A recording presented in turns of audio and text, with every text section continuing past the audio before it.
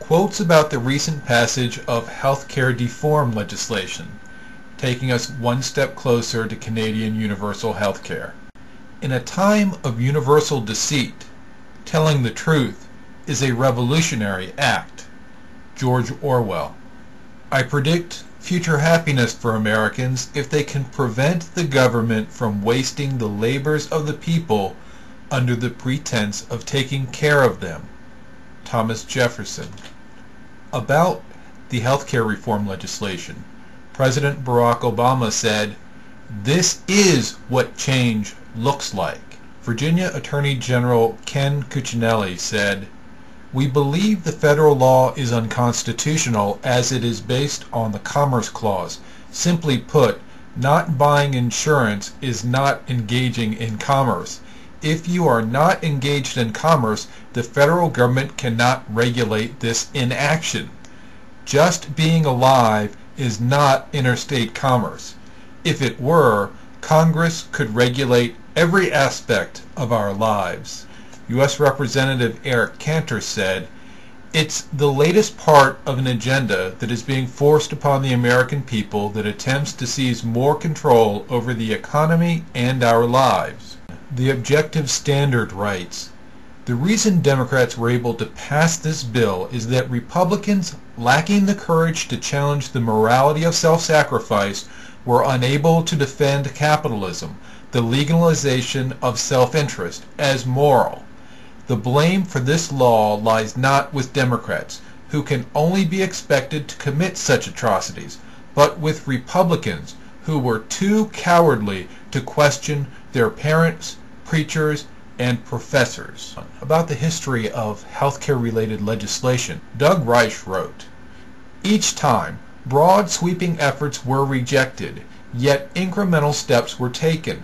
This is because the moral premises justifying the legislation remained unchallenged. In fact, as each broad effort failed, it actually strengthened the cynical notion that this legislation was the right thing to do, but that the fat cats or some other scapegoat stood in the way of social justice.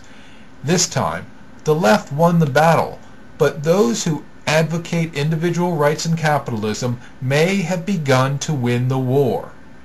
Only morality can ignite this scale of angst, i.e., a sense that this bill and this regime is evil. If I am right, this event could be the beginning of the end for the left, not only politically, but as a moral ideal, and that would mean for good." Now for a series of quick quotes. "I watched my country slide into slavery tonight." WSB. "This is a watershed year in America's history, and many people are drowning in that water, or falling into its sinkhole, but I'm certain there are enough other Americans out there who will not submit to the Obama-Pelosi-Reed jihad on America. I've been doing my best for years. Guess my work isn't finished yet." Ed C. "It is Obama, Pelosi, Reed, and every congressman who voted yes who have broken with the country's political institutions. Mass civil disobedience is the proper response to such treason." Canadians used to cross the border to get the care they had to wait years for. Where will Americans go? Michael C. "For those who knew better and did nothing to kill the bill, this is for you. Look around you. Take it all in. From now on, it gets worse. If you have kids, they'll live in smaller homes, drive smaller cars, live smaller lives. If you don't have kids, you better hope your neighbors do, because someone needs to spawn a working population large enough to pay for the unsustainable entitlements the Obama party has suckered you into thinking you're entitled to." Sal D. For Obama's next act, he wants Congress to change the history books to edit Patrick Henry's speech to be "give me tyranny and give me debt," instead of "give me liberty or give me death." Eric's G. Opposing bad ideas is not enough. We must propose the right ideas in ways that people understand. We will win if we remember to talk about good and moral ideas instead of merely getting ratings by screaming against bad ones. Eric's G. Oh my God, Pelosi just claimed that this bill preserves life, liberty, and the pursuit of happiness. Astonishing anti-intellectual perversion of the founders' intent. Richard G. I want the government morons who created the food pyramid to keep their paws off me and my doctor. Diana H. I wish I could say that politics don't matter, but they do. I wish I could say that whatever Washington does doesn't matter, and I should worry about practical things, but I can't. Politics do matter, and the direction that this country is going is making it impossible to live the way I want. No longer can I just work harder to achieve what I want. Soon, the harder I work, the more others get. Greg H. The United States Congress, under the control of the Democratic Party, has today voted to violate the Constitution and destroy freedom in the United States. The Democratic Party must be crushed in November as a consequence. Anyone, whether private citizen or politician, who supports this abomination is an advocate of dictatorship, whether they are intelligent enough to comprehend it or not. Rogan H. I'm so disgusted that I don't know how to express it. American medicine has saved my life.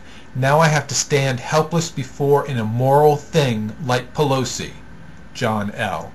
It does not take much to kill liberty, only a majority vote. Barack Obama, Nancy Pelosi, and Harry Reid, and all the rest of the Democrats who have voted for this evil health care bill, I will never forgive you for destroying America by defying its Constitution. I will do everything I can to bring you down. Martin L. For those healthcare professionals out there, although the fight is not over, I am sorry our politicians in Washington do not think that your profession is worth paying value for value. If they want cheap healthcare, see what quality they get when they use force to pay less for it. Paul L. My emotional state after the passing of this healthcare bill is described perfectly by one of my favorite quotes from M.L. Mencken, quote, "Every normal man must be tempted at times to spit upon his hands, hoist the black flag, and begin slitting throats." End quote. Luke M. On behalf of my generation, I would like to apologize to my children and grandchildren for Barack Obama, Bart Stupak, Nancy Pelosi, and the culture of entitlement and the surrender of your freedom for some promises of security.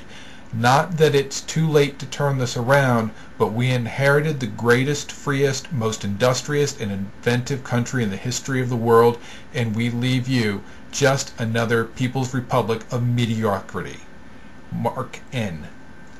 High taxes, low marginal growth rates, cradle-to-grave paternalism, that's not the America I want to live in. Time to recharge the batteries and reread Ayn Rand's Atlas Shrugged and Ed Klein's Sparrowhawk. Fiat Lux, Nick P. In the novel Atlas Shrugged, Dr. Hendricks observed about the public control of medicine. Their moral code has taught them to believe that it is safe to rely on the virtue of their victims. Well, that is a virtue I have withdrawn. Let them discover the kind of doctors that their system will now produce. Let them discover, in the operating rooms and hospital wards, that it is not safe to place their lives in the hands of a man they have throttled. It is not safe if he is the sort of man who resents it, and still less safe if he is the sort who doesn't. Amoral acts have practical consequences. Amoral acts by government have practical consequences for you. Have you asked your doctor whether he or she will be quitting? If so, would you be able to find a new doctor? Will the U.S. need to import cheap, lower-skilled doctors? Might you need to travel to obtain medical care? And now, Speaker Nancy Pelosi with the Democratic response. Remember, what is done can be undone. Repeal Obamacare.